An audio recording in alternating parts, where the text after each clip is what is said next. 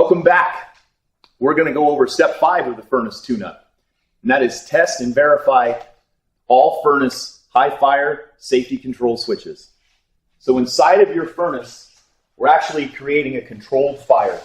It comes out of all these burners and shoots back into that firebox, makes the firebox super hot, and then your breathing air passes over it and the heat is then added to your home. Inside of here, though, in a modern furnace, we have safeties. Old furnaces didn't necessarily have these, so you hear those old stories of a house burning down from a furnace. That's because it didn't have safeties. In a modern furnace, we're going to have a high fire safety switch back here. We're going to have flame rollout switches here in the front. And in most downflow furnaces, we're going to have a blower safety switch that's up at the very, very top in case the blower fails and all the heat's happening. It'll go up there and shut everything down. So we want to go through and verify that every one of these work, because we want to keep the fire in the firebox and the exhaust fumes going out the flue pipe and nowhere else.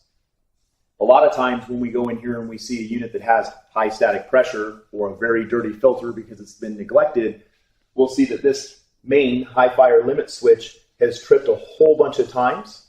And we'll also see that a couple of these rollout switches will trip, and we test those with a meter to see what their readings are to know if it's been tripping or not. So with these safeties, when we're checking them, we want to make sure that they haven't tripped a whole bunch of times.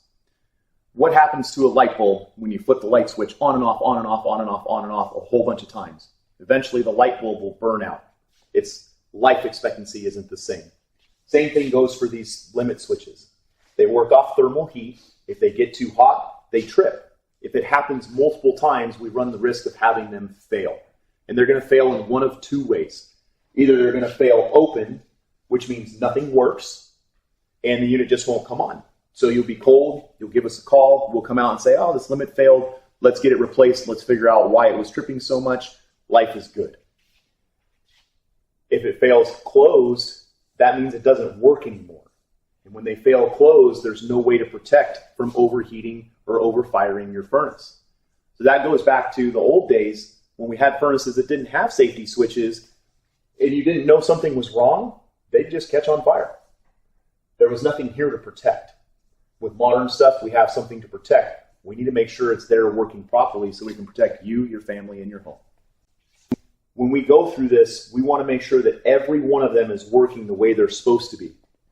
So it's all about airflow, clean filters, clean cooling coils, clean blower motors, and everything can flow freely through here to make sure that the unit runs right.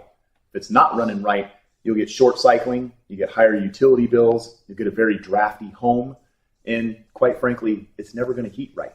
This is why it's super important to have your maintenance done on an annual basis every year before you start using your heater.